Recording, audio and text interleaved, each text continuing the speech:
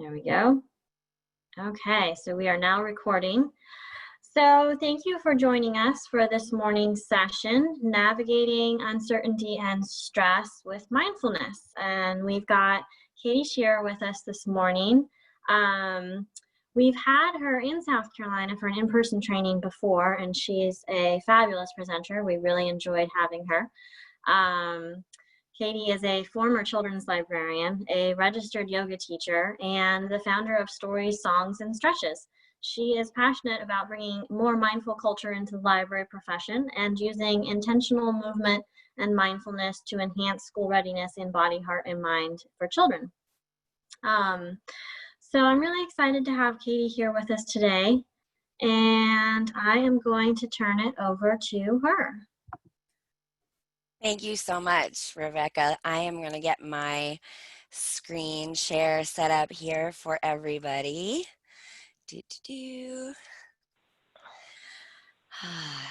Okay.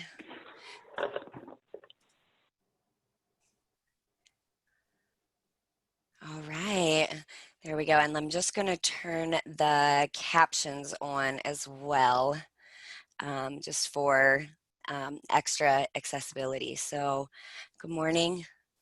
Welcome everybody to this session. Thank you for making the time to be here with me today, and to be with yourself today as well. And thank you so much, Rebecca and the South Carolina State Library, for inviting me to offer this webinar and a couple more that are coming up in the coming weeks. So let's see here. Yes, that's a really good point. This is just the first in a 3-part series, so do make sure that you register for the rest of them. So we're going to start our session actually with a breathing practice. I'm going to kind of talk and guide everybody through this. So just join me to the degree that you feel comfortable. And if at any point for any reason you are trying this breathing practice with me and it just doesn't feel right or feel good for you, just drop it. This is not in any way mandatory. So we'll begin just by finding a seat that allows the lungs to be nice and open. So if you're sitting in a chair, my recommendation is to just scoot forward a bit in the chair so that your spine can come up off of the backrest. Sometimes when we have that backrest, we kind of do this, which brings the shoulders in and kind of collapses in the chest. So we want to reverse that. Just come forward a bit.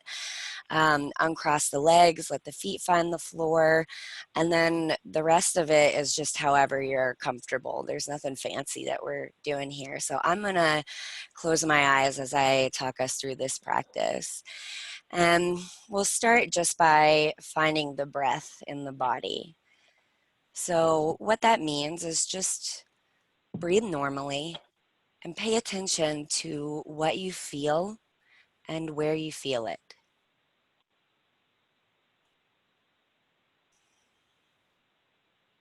So just noticing where it is that you can feel your body breathe.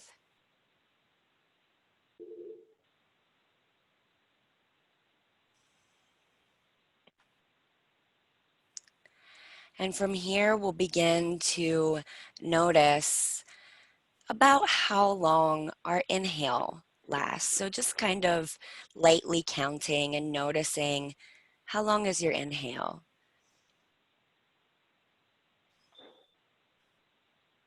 Maybe your regular inhale is about 2 seconds or about 4 seconds. There's no right or wrong.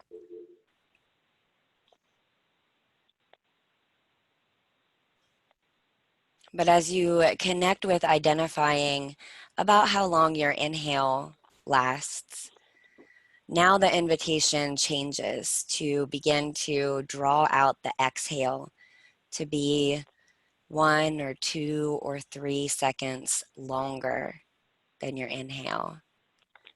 So if I notice that my inhale is about 3 seconds, I'm going to experiment with allowing my exhale to be maybe about 4 or 5 seconds.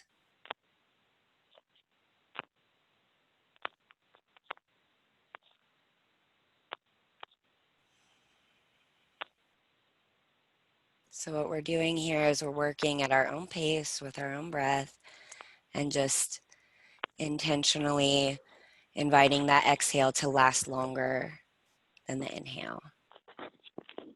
And we'll do this for another breath or two.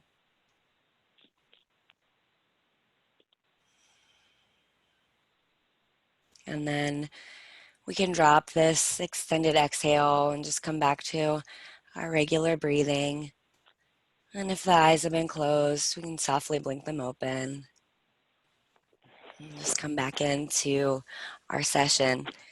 So, kind of a different way to start a library training. I know if you do anything with me, you'll get used to that, or it's kind of par for the course. But the reason that I wanted to start with this breath practice specifically is that I always describe this practice as like a hack for our nervous system. So what happens when the exhale is longer than the inhale is that we are able to use our physiology to communicate this message to our brain that we are safe. And then that in turn activates the parasympathetic nervous system, which is the body's relaxation response. So just to put it really, really simply, this practice is it, like I said, it's like a hack to use our body's own design to move us out of a state of stress and into a state of calm. So I invite you to just be curious and notice, you know, whatever the effect of this breathing practice has been for you right now. I invite you to remember that this practice is something that you can return to at any point throughout our session today to bring a little bit more calm into your body if needed. And don't take my word for it. All right, like anything with mindfulness and the kinds of practices that we're going to be talking about today, this is not dogmatic. It's an invitation. It's an experiment. So it's something that you are encouraged to play with and take with you and use in your own life and notice what the effects are for you, and then let your truth come from that, not from like what I say. So just right off the jump, but I want to give a trigger warning here. And basically what that means is just please take care of yourself. That's all that this phrase means. We're going to be talking about trauma today because our entire society right now, we are collectively enduring this ongoing uncertainty and stress and loss. There's trauma in that, there's grief in that, and it is currently, and it will continue to be affecting us in many different ways for a long time to come.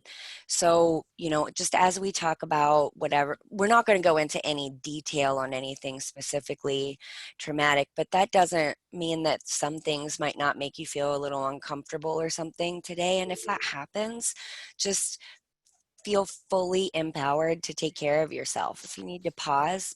If you need to leave. This is being recorded. You can come back to it at another time. Okay, so I'm going to kind of play around with my screen a little bit here.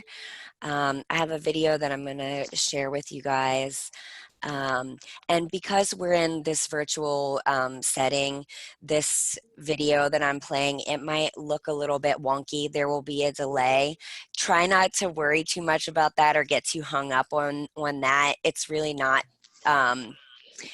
it's not so important what you see as what you hear. And the handout that you're getting will have the link to this video, so you can come back and watch it later. And I want to also just pop in and encourage folks who are joining us to please mute yourself so that we don't have competing sound throughout the session. All right, here we go. It's okay to think you're in a toxic relationship with the world right now. It's okay to be depressed. It's okay if it's hard to find the words to express how you feel. It's okay if you're feeling more cynical than usual. It's okay if you're panicking over an inability to control your life right now.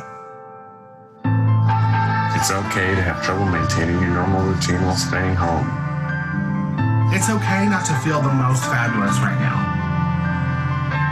It's okay if you want to curse more than you usually do. It's okay. It's okay. It's okay. It's okay.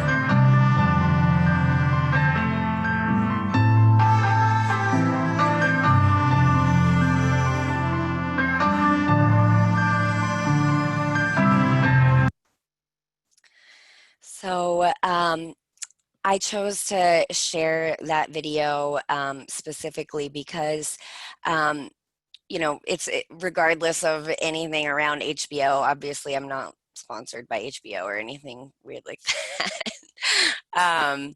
But the message of this video is really concise and really clear and really, really important. So it is okay to not feel normal right now. Nothing is normal right now, you know? That doesn't mean that it feels good. I'm just gonna be straight up, man. Sometimes it feels, you know how the lady said you can curse more than usual? Like, that's what I would say in another situation. Like, sometimes it feels real bad. You know, but we really need to let go of some of our expectations and just not punish ourselves for having a challenging time. And so that's the takeaway from why I'm sharing that video. So I want to do another very short mindfulness practice for us right now. I'm going to use my singing bowl. You guys won't really be able to see it. I'm going to kind of hold it close. The sound can be a little weird, but that's okay.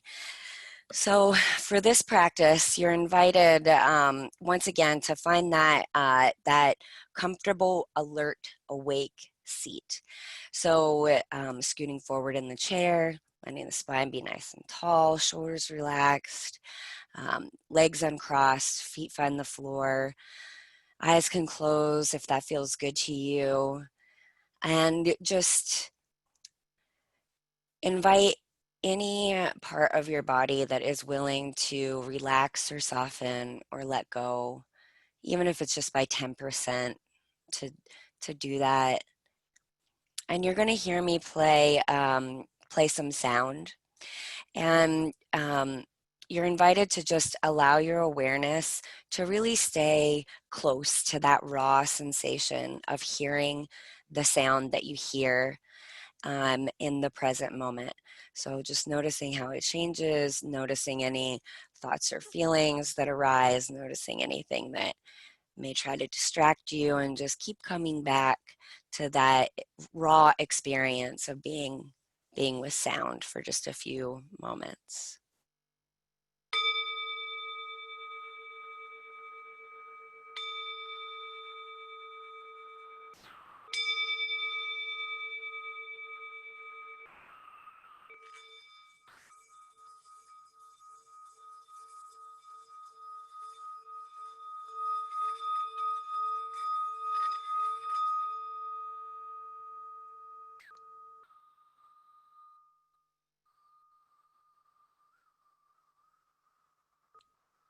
The eyes are closed. When you can no longer hear the sound of the bell, I invite you to go ahead and softly blink them back open. So I really like starting with a sound practice to introduce mindfulness specifically, because it makes it very, to me anyway, it makes it quite clear what it is. It's paying attention to one thing at a time, just as it is, without changing it without getting carried away by some judgment or story, good, bad, this, that. Just really letting your awareness be with one thing at a time. And we're going to talk more about that um, as the session continues. But what I want to kind of plant a seed for as we get ready to go into this session, or keep moving in this session, is just that over time, mindfulness practice literally changes the structure of the brain. And this is a process called neuroplasticity or neurogenesis. And there's so much research that shows us that regular mindfulness practice can reduce the activity of the limbic system, and even the actual size, the physical size of some parts of that area of our brain, which is the survival part of the brain, which is where that really, really heightened stress response that we can get stuck in is occurring. And it also strengthens the prefrontal cortex, which is the part of our brain that allows us to recognize where we have choice, think through our responses, feel empathy for others, and calmly navigate challenging situations. So that is a big part of the reason why today, as we move through talking just about what is happening with COVID-19 and really naming it, we're going to also be interspersing that with these bits of mindfulness practice that hopefully will not only serve you in the moment now, but also will be things that you can take with you later on. So who am I? Why am I leading this session for you all today? I really wanted to be a lot more personal with how I introduce myself to you all today than just giving you like the laundry list of titles or accomplishments or whatever. You know, I'm a human person, and my name is Katie Scher, and I am a human. And you know, I am right here in the thick of it, just like everybody else, you know, just trying to do my best to navigate something unprecedented and at times extremely stressful. You know, I am a mindfulness teacher, but I'm a student first and foremost. So I've been practicing mindfulness for over a decade, and you know, it never ends, right? Like I never get to check off the box and be like, oh, cool, I don't have to practice anymore. I'm mindful now. You know, it's an ongoing tool. I have been through, you know, some really tough stuff within this pandemic, as I am sure many of you have as well. My husband is a psychiatric nurse, and he got COVID-19. Thankfully, he was mostly asymptomatic and he's fine. And I'm negative. Our daughter is negative. He's negative. So, you know, we're on the other side of it now. But, you know, we had to quarantine, you know, me and a 3-year-old for 2 weeks, you know, like, and that was really hard. There's been loss of someone who's really important in my life very recently. So grief in the world of COVID. I live with some pretty challenging kind of invisible illnesses too, including PTSD. So, you know, it's rough. It's real rough. I feel like COVID-19 is really a pressure cooker, you know, so all the stuff that's happening in life is still there. And then we've got this extra blanket of our brains just being like, what is going on? Because of the uncertainty that we're living in and the fact that our brains aren't designed to deal well with this much ongoing uncertainty. So I'm just a human. I'm a human who knows about mindfulness. I'm a human who knows about trauma. I'm a human who is extremely grateful to spend some time with you today. And I hope that what we get out of our time together just serves you in reducing some of the impact of the stress that is just unavoidable in life right now. So that's really why we're here. You know, this session is not about your work. It's about you. It's about you as a human person, and we're really here to acknowledge this massive upheaval that we're all going through, to name it, to explore it, and to spend some time trying to relax within that space and building that skill set, because that's going to serve you in all aspects of your life, not just in your personal life. So as I mentioned, the human brain is just, it's not built to be in extended periods of uncertainty. And so we're going to be discussing how the brain is impacted by chronic stress, and how mindfulness can serve us as a tool.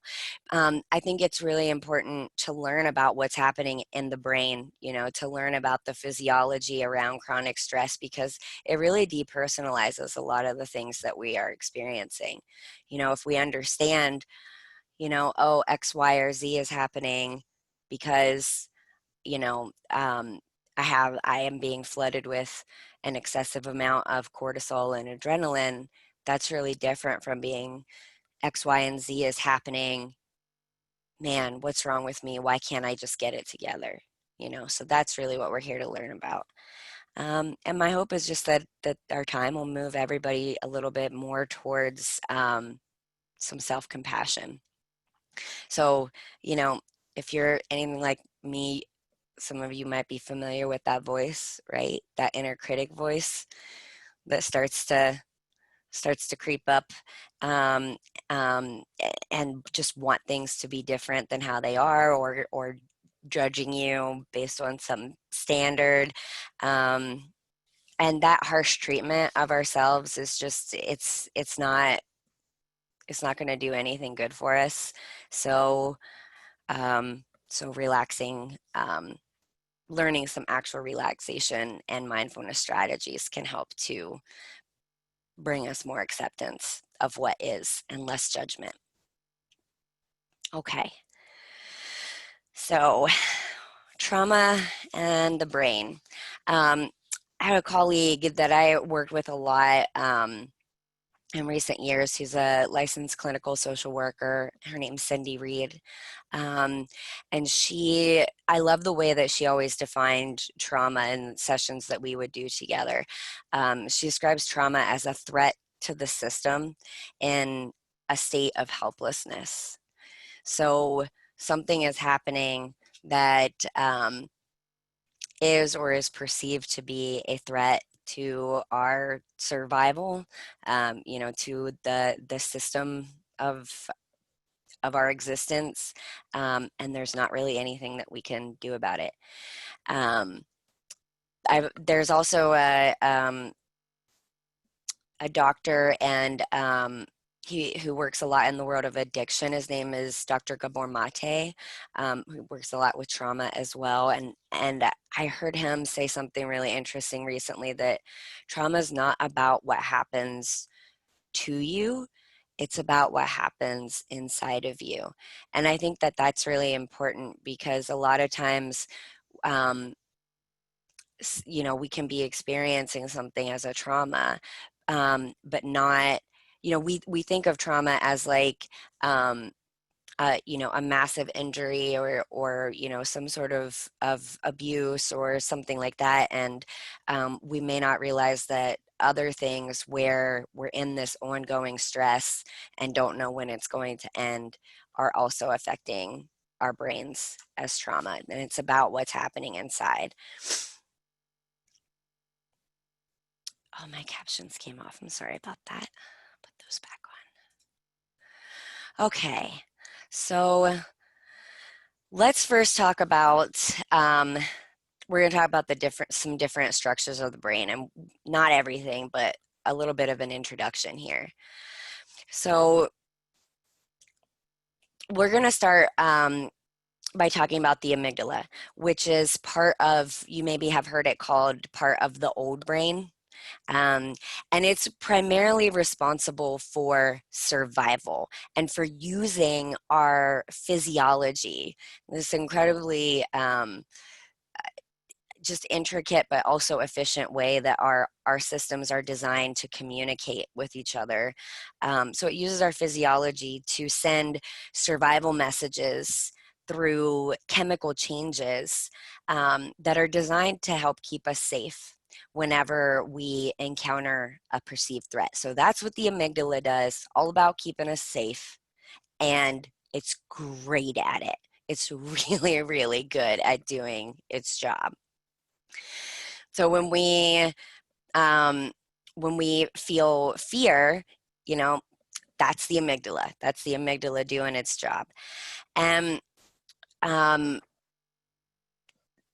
the way that it works is the amygdala is always sort of scanning all of the sensory input in our environment and looking for signs of danger. And a lot of that comes from drawing on sort of this permanent record that it keeps of what has been dangerous to us in the past. And it makes super loose connections, but uses that information, sensory information, to determine whether or not we are in a dangerous situation or right now. And if it perceives that we are, then there are things that happen immediately before we even have any conscious awareness of whatever the stimulus was or is, that are preparing the body for survival. So our blood flows differently. The hormones that our body is producing change, and different hormones start to flood the body. Our digestion slows, vision changes. So lots of things start to happen immediately when the amygdala perceives that we're in danger. So, for example, like, just to kind of explain what I mean about this happens before we're even consciously aware of whatever the stimulus is. Just think of the example of, like, if we see a bear, before you're even aware that you are seeing that bear, so we're talking microseconds here, the amygdala has already determined, danger, and has started this physiological chain reaction survival process. And so you might have heard this before, called our fight, flight, or freeze response. And so what happens in this state is that when the amygdala is like, survival, I gotta jump in, do what I need to do to keep us safe here, it's got control, and it's got control. And the other parts of our brain, like the prefrontal cortex, which allows us to see lots of different options that are available to us, and think through consequences, and think about how things affect other people, and make decisions and make plans. That part of our brain is offline. We're just in straight up survival, and that's how it's going to be until the perceived threat has gone away. And that's for everybody, regardless of how much trauma you've ever experienced in your life up to now. So this process of the survival chemical reaction, it'll start to end when the perceived threat comes to an end. But even then, even after this this chain reaction starts to stop, we're still going to feel the effects of the physical and physiological changes that have happened in the body for some time.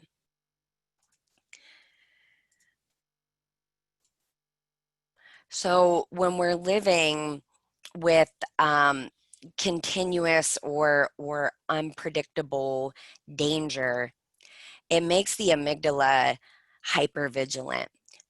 So if we are trauma survivors, like I am, like I will disclose that I am, it's great. It's so empowering for me to know that about my brain, that my amygdala is hypervigilant. And there's a lot of stuff in its permanent record of what is dangerous that it can draw on. Also, when that stress that we're in is just ongoing, it's ongoing. That process that I mentioned of the physiological changes kind of coming back down and returning back to normal, that baseline changes. So instead of the amygdala going up, down, up, down, up, down, it kind of keeps us in this steady ready, I might describe it that way, state, where we have a lot more of those hormones that keep us ready to respond, and those blood changes and those digestion changes and things that keep us just right on the edge, just in case we need to pounce. Just sort of that becomes the baseline. And you can imagine that affects the brain and the body in a lot of ways. And it can be really negative and damaging to our health and whatnot over an extended period of time if we stay in that state for a really long time. So, these are some of the things that you might experience living with this state of chronic stress that we're in right now. Depending on what supports and resources we have in our lives and what experiences we've been through individually, the way that we are able to manage the chronic stress is going to be different for everybody. What kinds of changes we experience in our physical and mental health are going to be different for everybody. Some folks might have a lot of physical pain that starts to creep up. Some folks might have a really hard time sleeping, or some really difficult digestive issues. Some people might just be like really irritated and like sharper to react than they normally would be. So I just really want to encourage everybody just to keep that in mind when you find yourself judging a friend or a colleague. We just have no idea what's going on internally with anyone else, and we do know that we're all in this super stressful pressure cooker. So the more compassion that we can cultivate, the better.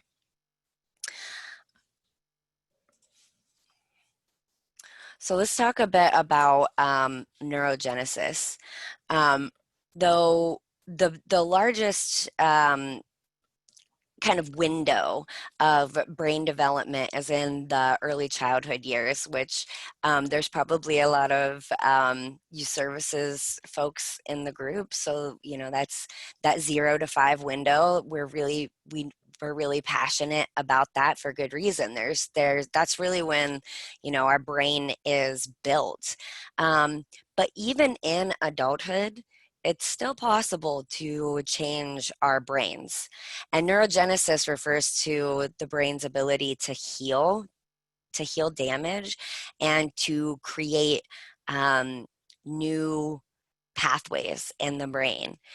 And the items on this list have been shown, there's lots of research that shows that these are the things that we need to promote neurogenesis. So, if it's scary to think about, oh my gosh, my brain is in this hypervigilant state, and, what can I possibly do am I just doomed to have like these terrible, health consequences, or, just whatever, because I'm in this state of chronic stress? These are some of the things that the research shows helps the brain to be able to heal and to create new pathways. So, no, when you look at the first one, it's removing threats, right? So the fact that we're living through a worldwide health pandemic is not within the scope of things that we can fully control, right? But we can control what we do for ourselves. And the more of the things that we do to care for ourselves, like making sure that we're getting sleep, even if we need more sleep than maybe we've needed in the past, reaching out and making sure that we're leaning on the people and resources that provide us caring support, and perhaps learning a bit about how to practice mindfulness, because that is one of the things on the list that we know helps to promote neurogenesis. The more that we're of these things that we're able to do, the more that we're setting ourselves up to be in a better place as we make it through this experience.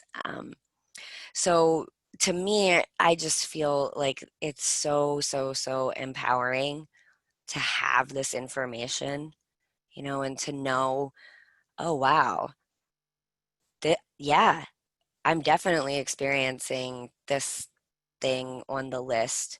And now I know that that's coming from the chronic stress that I'm in.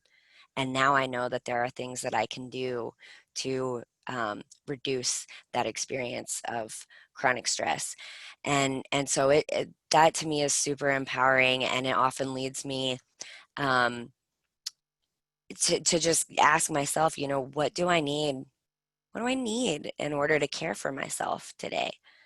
Now, simple but not easy, right?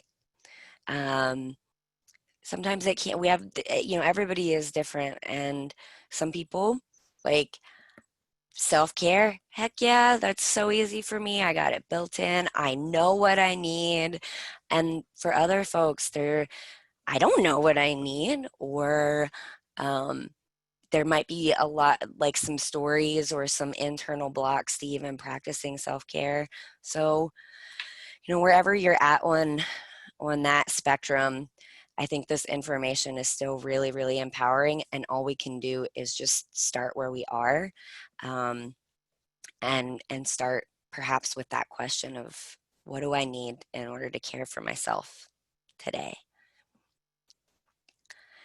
So let's move from this this is probably the heaviest part of our discussion, our time together today, what we've just talked about. So let's move from this discussion of trauma in the brain into another mindfulness practice. And I'll talk a little bit about this practice when we finish it. This is called 5, 4, 3, 2, 1, and some people may be familiar with it already. So once again, I invite you to find that alert yet relaxed seat. So perhaps scooting forward in the chair a bit, letting the spine come off the backrest, shoulders be relaxed, legs uncrossed, feet can find the floor. And for this practice, we're going to connect to the present moment through our sensory experience. So we'll begin with the eyes open. And I'm going to invite you to silently name some things to yourself. So first, just a couple of breaths, just feeling the body breathe here with your eyes open.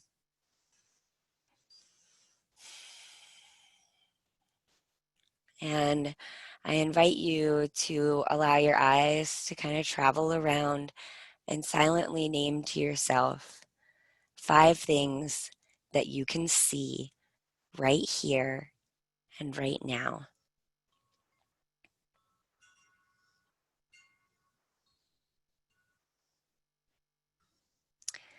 And when you're ready, you can keep the eyes open, or you can close them if that feels more comfortable.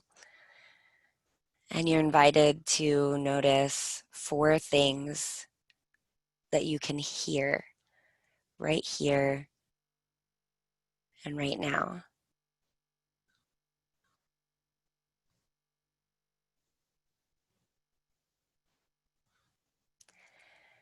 And when you're ready, you can move on to noticing and silently naming 3 things that you can feel with your body right here and right now.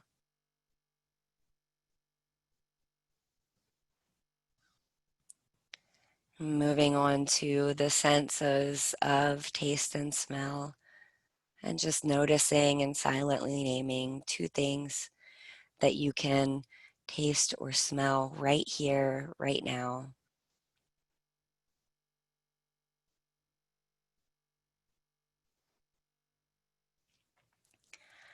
And then noticing 1 thing for which you feel grateful in this moment, right here and right now. And if the eyes have been closed, you can softly blink them back open. So this is just a modified version of like I said, 5, 4, 3, 2, 1 practice that is often used in kind of therapy called cognitive behavioral therapy, or CBT, to reduce anxiety and to help people come out of panic attacks. But it's a mindfulness practice because we're using the sensory experience, just observing what is as it is right here, right now, in this direct sensory way, in the present moment. So it's another tool that you can take with you and experiment with.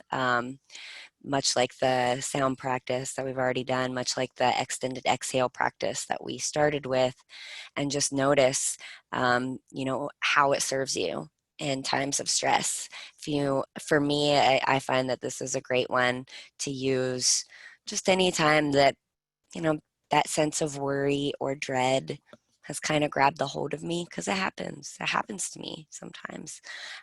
This is a practice that can help me sort of come out of the story and just back into the reality of the moment, which doesn't mean I'm necessarily going to like the reality of the moment, but at least I'll get out of some of that worry. So you all, if you have the handout that was sent, you can use that.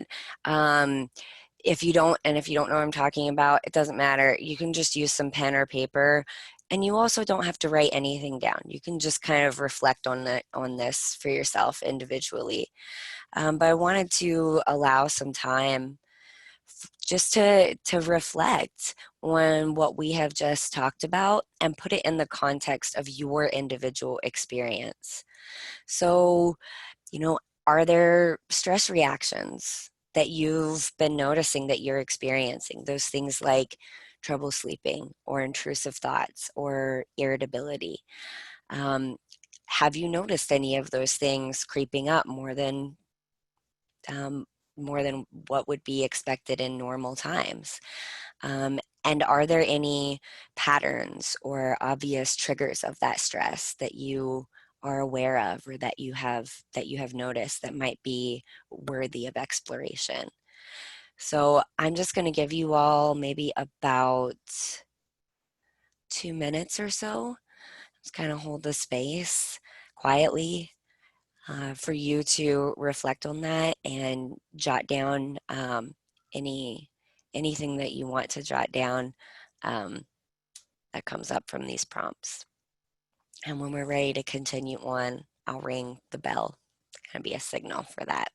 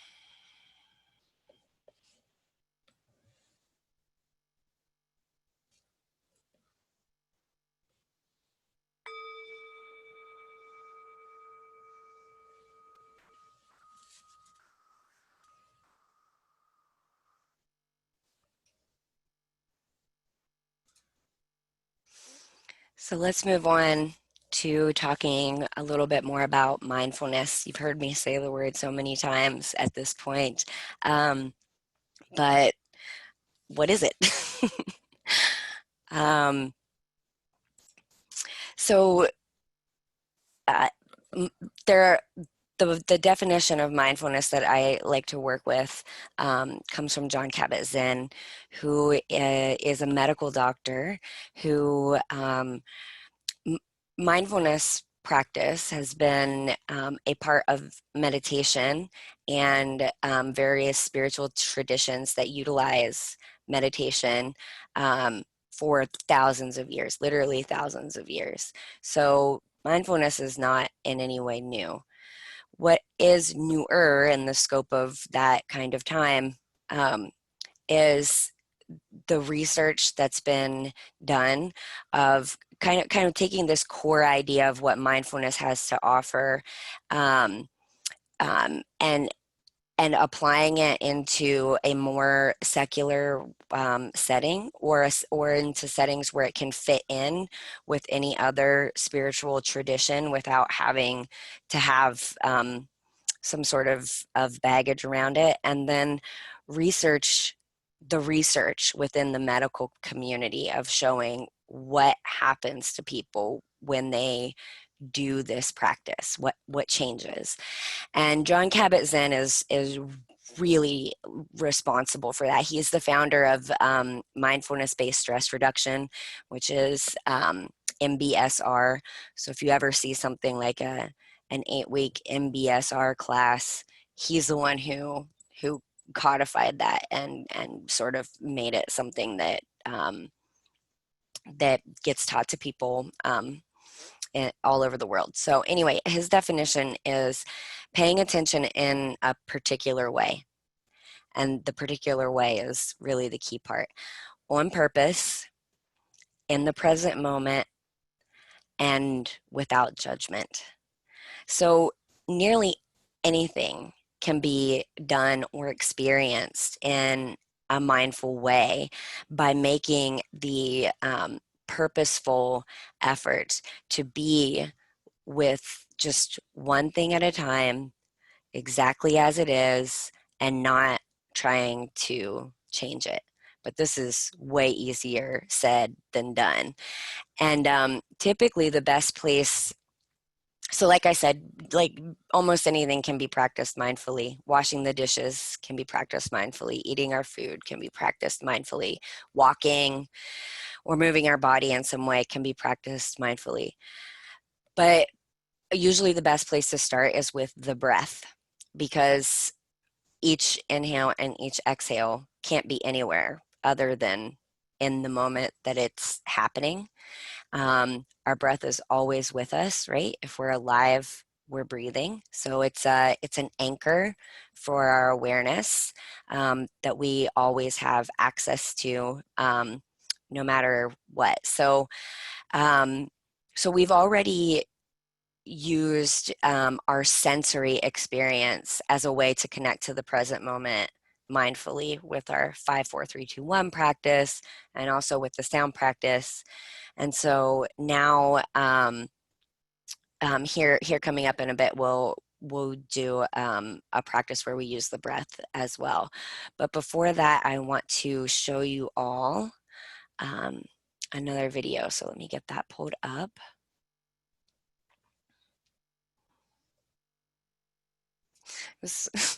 So many little windows I have to keep moving around to be able to see what I want to see. Okay, here we go. And again, before I hit play, you know, there's going to be a delay. It might look a little wonky. Please try not to get hung up on that. Listen to what's being explained. That's more important than how it looks, and know that you will have access to, you know, I'm sharing this link with you on the handout so you can come watch it again later.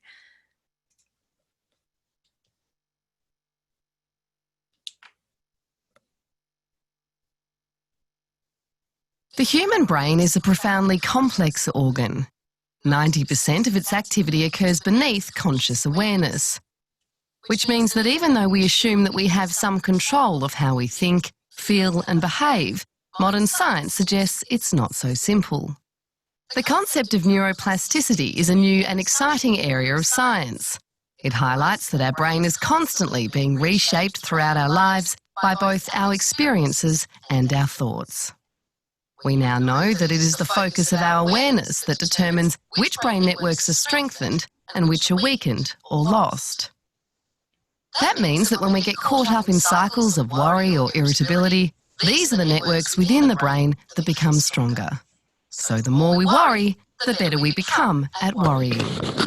However, on the other side of this, if we practice being calm, clear and focused, we can strengthen these networks too. As humans, our brain differs from other animals. This is mostly due to the front areas of the brain called the frontal lobes, often called the new brain, as it was the last to develop in our evolution. When well developed, this part of our brain helps us to manage our strong emotions and respond with flexibility, even when we feel overwhelmed. It also helps us to tune into the feelings of others with empathy and insight. When we feel worried, distracted or stuck on achieving goals, our brain function is more strongly dominated by our old brain, which has a part called the amygdala. The amygdala manages the powerful fight and flight response, which switches on when we feel stressed or anxious and releases hormones and chemicals such as cortisol and adrenaline. That is why stress has such a big impact on us. Mindfulness is a technique that can help us to manage this process more effectively by building our skills of attention, concentration, and a capacity to direct our awareness in a certain way. This all means that we're less likely to be swept up by a strong emotion and the power of the amygdala. It also means we can bring choice to our emotions and our thoughts. In doing so, we're playing an active role in changing the way the structure of our brain develops, in much the same way we can change the shape of our body by doing certain exercises at the gym. When we practice meditation regularly, we build a capacity to become aware of thinking and emotion. As our mind becomes more settled, our nervous system is able to take in more accurate information, and we can access capacities for creativity, flexibility and lateral thinking, which enable us to manage challenging situations more skillfully. When we build skills of mindfulness, we still experience negative feelings like frustration, disappointment, fear or irritability. But the research shows that we recover much more quickly. We now know from research into brain development that regular meditation and mindfulness practice reduces the size of the amygdala, reduces levels of stress hormones, and strengthens connections to the frontal lobes. This all means that we're more likely to live with less stress and more happiness.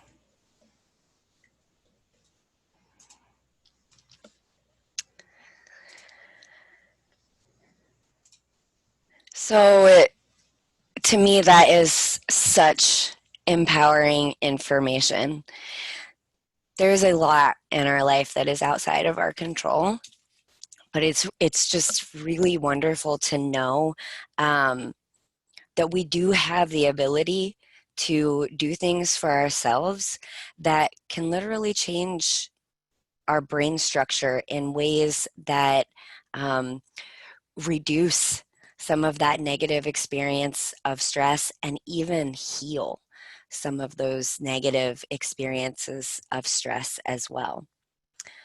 So, just to be clear, mindfulness is one of those things that was on that slide that I had up earlier that promotes neurogenesis, right?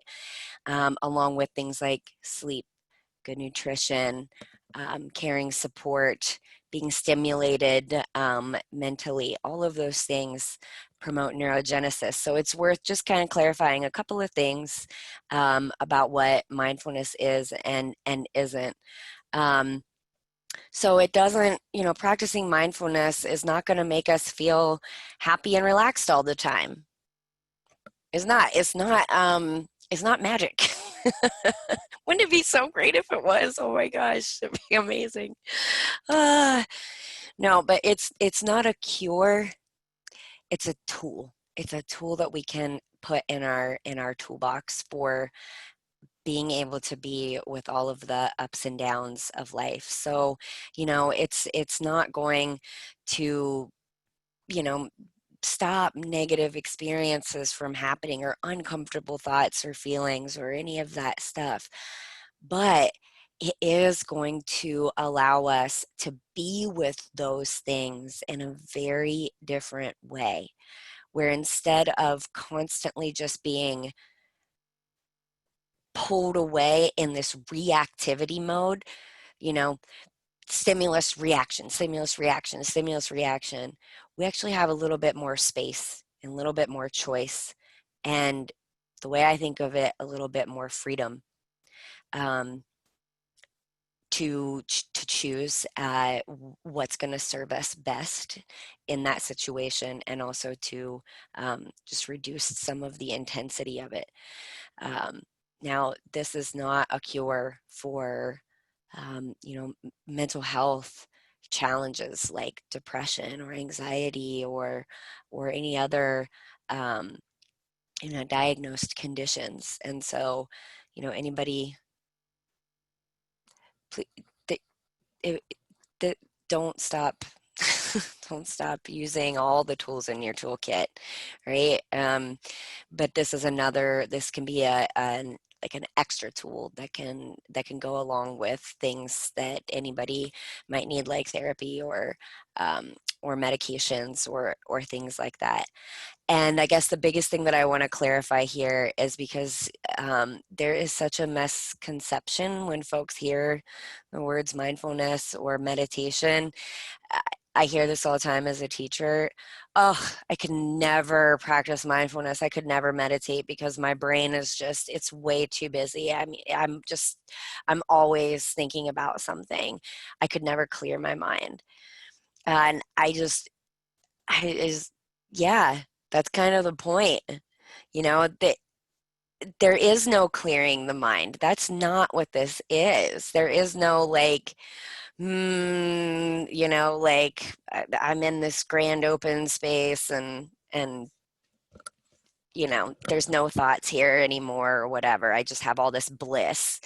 That's not what it is. It's about noticing all of those things. There's that thought. Let it go, come back to the breath. Oh, wow, there's that thought again. Oh, wow, this is really interesting. I'm starting to notice a pattern here of this same thought that keeps showing up over and over, and then the same feeling in my body that keeps coming up over and over, and I let that go and keep coming back to the breath. And that all is just information that that we develop about ourselves. So yeah, there is no clearing the mind, and having a brain that is, always thinking just means you're a human person with a human brain. It doesn't mean that you can or cannot do any of the stuff that we've talked about. So, we're getting close to the end of our content together. Let's go ahead and spend a few moments actually practicing mindful breathing. So once again, come forward in the chair. Let your spine be nice and tall. Legs uncrossed, feet on the floor. Eyes can softly close if that feels comfortable to you. Shoulders can relax, face can relax. And simply find your breath in your body.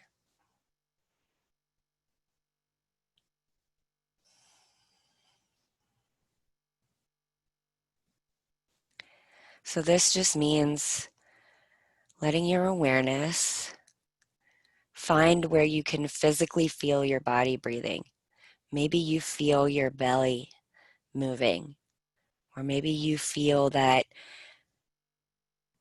sensation of air moving in and out of the nostrils. Wherever it is, just find that place where you can feel yourself breathing and allow your awareness, to the best of your ability, to just stay right here, right now, observing that raw physical experience of this breath coming in and this breath going out.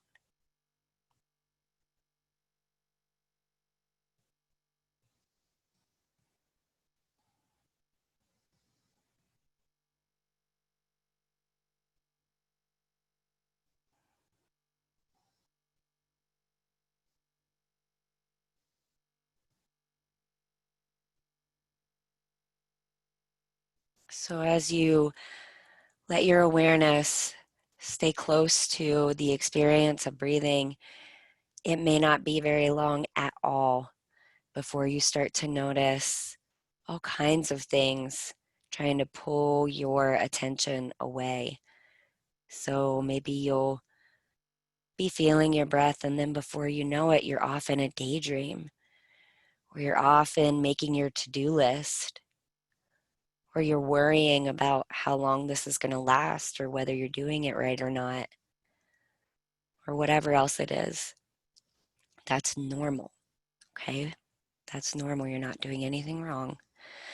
And this is the opportunity to really practice mindfulness. Each time that you notice, there I am in my shopping list, there I am with this worry, just notice it and very kindly and softly bring your awareness back again to being with the experience of breathing right here and right now.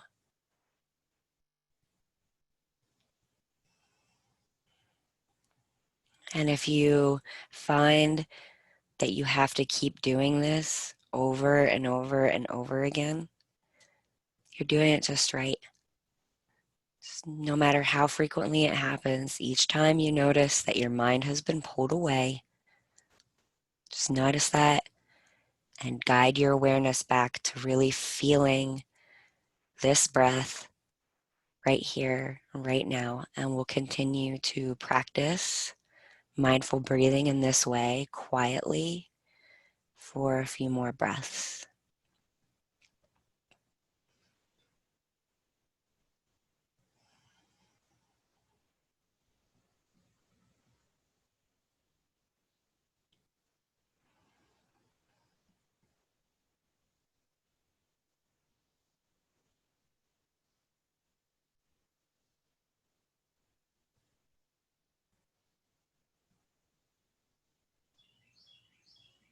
And at the bottom of your next exhale, if the eyes have been closed, I invite you to softly blink them open.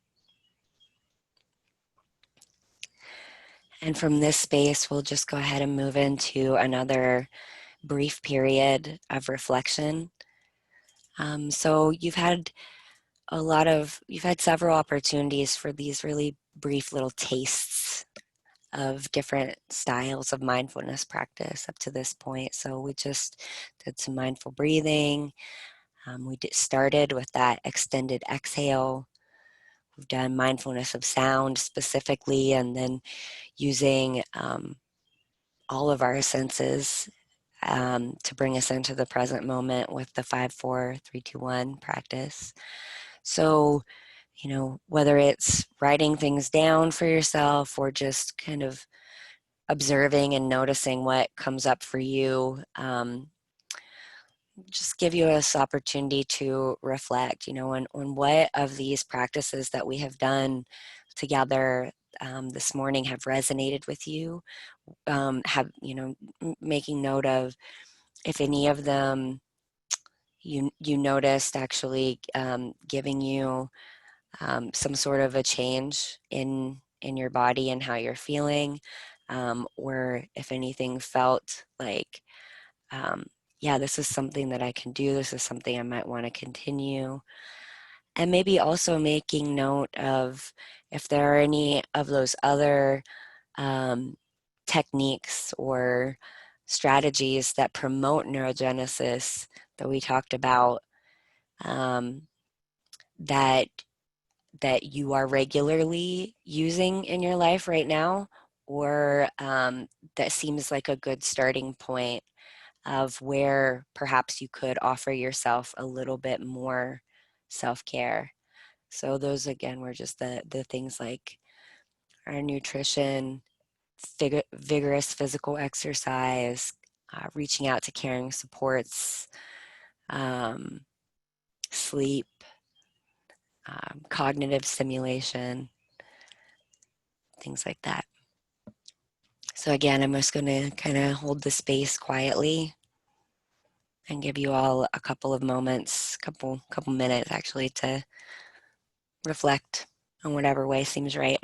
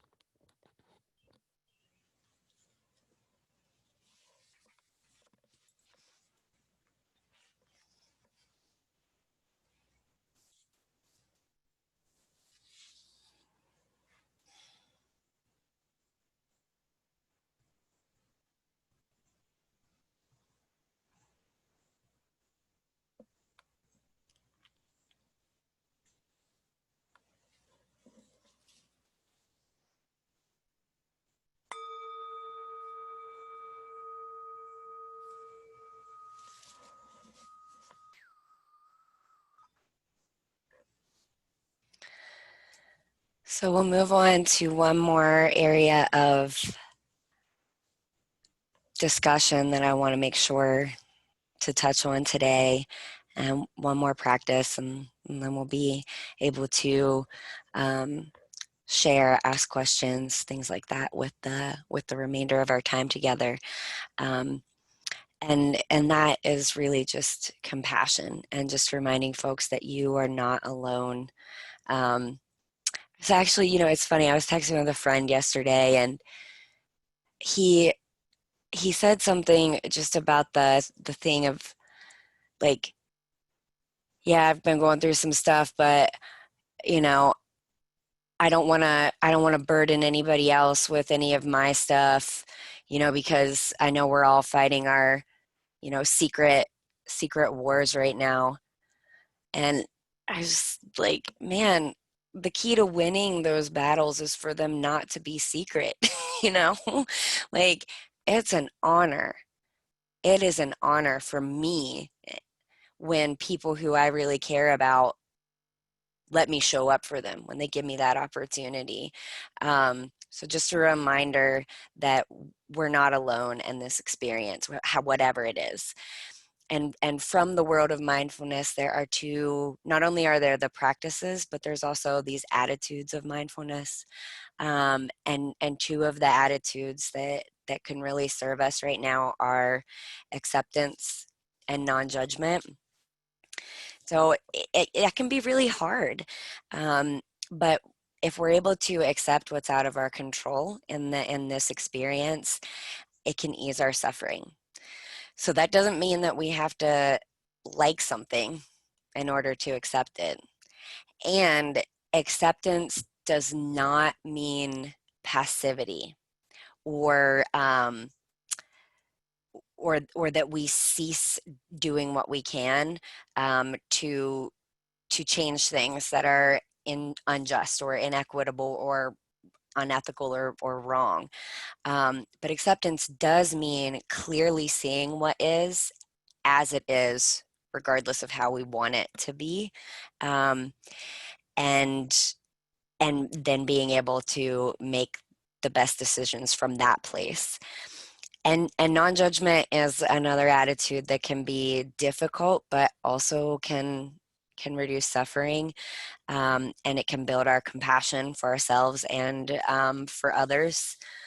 So we can start just by giving ourselves permission to feel whatever it is that we feel, even when it doesn't feel good. And that's tough. But remember, you aren't your thoughts and you aren't your emotions. Our thoughts and our emotions are always changing, and they don't define us. So I just encourage you to really notice your self-talk, you know, that inner voice and the kinds of messages that it gives to you. And if you notice that it's harsh, see if it's possible to adjust or reframe some of what you hear as though you were saying it to your very best friend. I also just want to remind people, because I think in our, you know, everything is virtual now, right? Like your entire life, everything. Just reminding people that it is okay to disconnect. You don't have to always be up on every single communication platform all the time. It's okay to take some breaks around that, because I think that we just have to remind ourselves that permission for that is okay. So I'm going to do one last short practice, and then we'll spend the rest of the time for questions. So again, that comfortable seat, spine nice and tall, eyes closed if that feels good. Start by finding the breath in the body.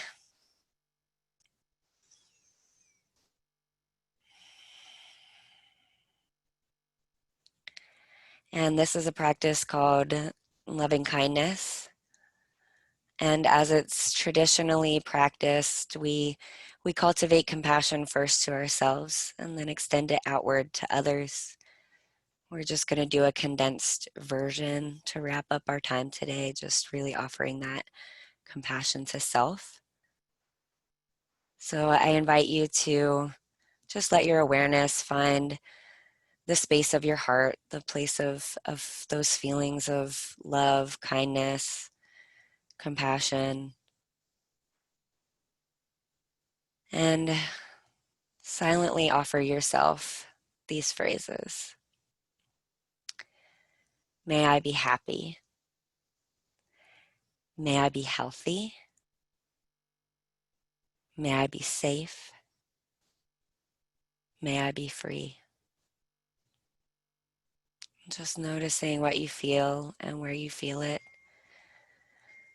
in response to offering yourself this compassion. And we'll go through those phrases silently one more time. May I be happy. May I be healthy. May I be safe. May I be free. And once again, let your awareness feel your body breathing for a breath or two. At the bottom of an exhale, blink your eyes open. And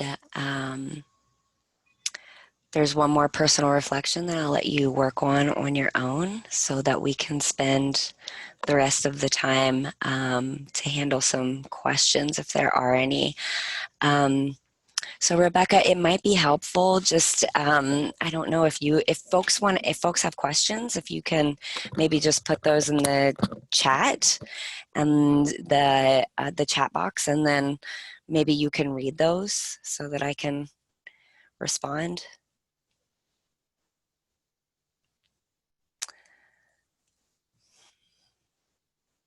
Sure. Thank you so much for that, Katie. That was wonderful.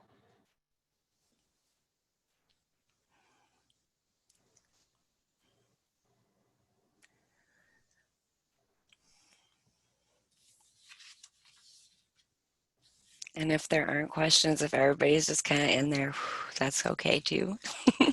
Anything that anybody feels called to share is certainly welcome. It's your time.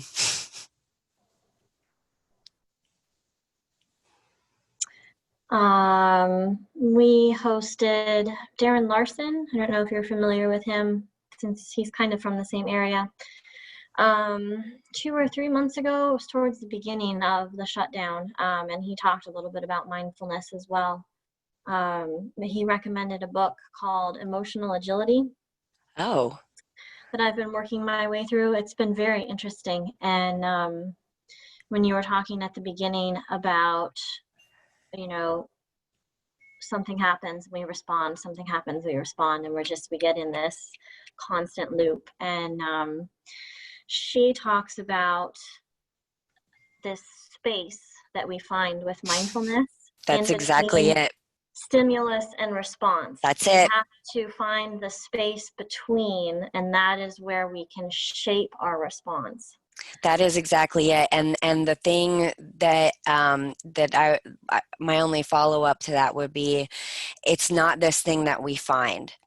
It's something that we create through practice. You cannot think your way into mindfulness, but through practice and through the changes that happen in the brain, and also our behavior, and those two are they're very much intertwined.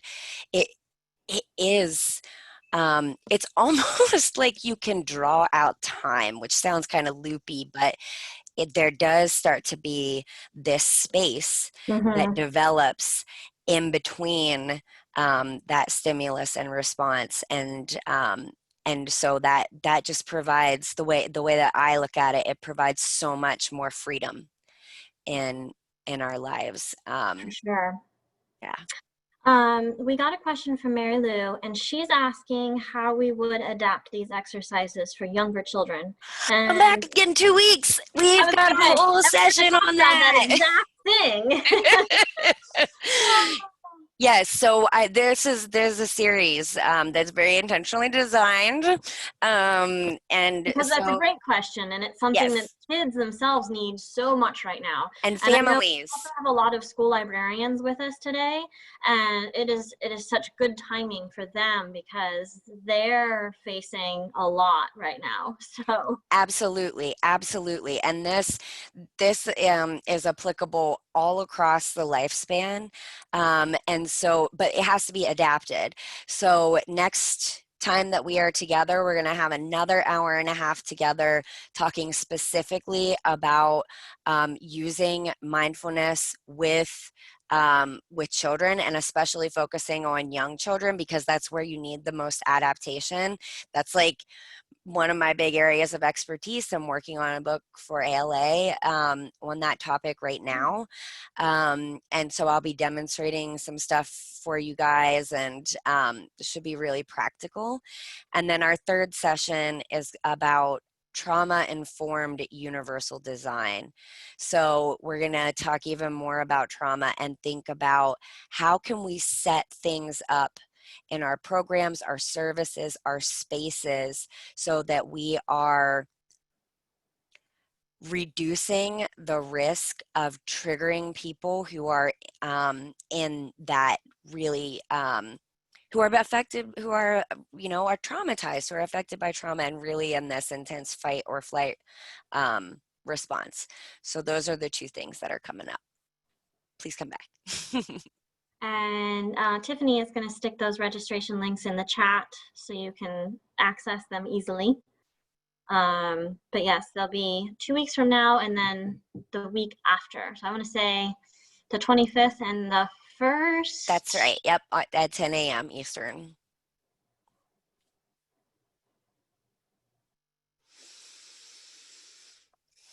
And then somebody else said that this was really timely for them. Learning the methods and having that mindfulness practice was really beneficial today. So I completely agree. Excellent. And I'm so glad to hear that. That really is like, that is my whole point. That you would recommend, Katie, a website or an app or a daily reminder, something that people who are new to the practice of mindfulness could use to remind themselves to get in that space? Absolutely. So there's all kinds of things you can buy. Like it's a big marketplace, the mindfulness marketplace, just kind of dropping that out there for folks. It's a big seller right now, so beware. Yep, be aware. But the app that I recommend, again, no sponsorship or anything like that, I just think it's the best, is completely free. You can also, like, if you don't have a smartphone or something, you can access it from you know, you just access it online, and it's called Insight Timer. It's on the handout. And there are more than 60,000 guided meditations that vary in time from like 1 minute to, you know, hours long talks from people from, you know, secular mindfulness and meditation and all kinds of different wisdom traditions. So if you're looking for something, you know, that blends in specifically with like Christian faith or Buddhist faith or anything like that, or totally secular, all of it is there. It's just a phenomenal resource. And there's also just a straight up timer on it too. So you can, you know, select different sounds that resonate with you and just set a timer if you, instead of guided meditation or guided mindfulness, if you prefer to just be on your own with the breath for 5 minutes, 10 minutes, you know, whatever it is. That's there. A couple people are mentioning that they use and like Headspace. I have heard that several times. I'm not familiar with that one, but I know it's recommended a lot. Also, specifically, especially for the school librarians, the Calm app, they have a mindfulness curriculum for students as well. So I haven't checked this recently, but I know as recently as a year or so ago, they had a lot of resources that were free for teachers and for teacher librarians, not for public librarians, but for teachers and folks who work in a school specifically. So that might be worth looking into as well. Very interesting. All right, I'm going to stop the recording in case anyone else has questions that they didn't want to share earlier.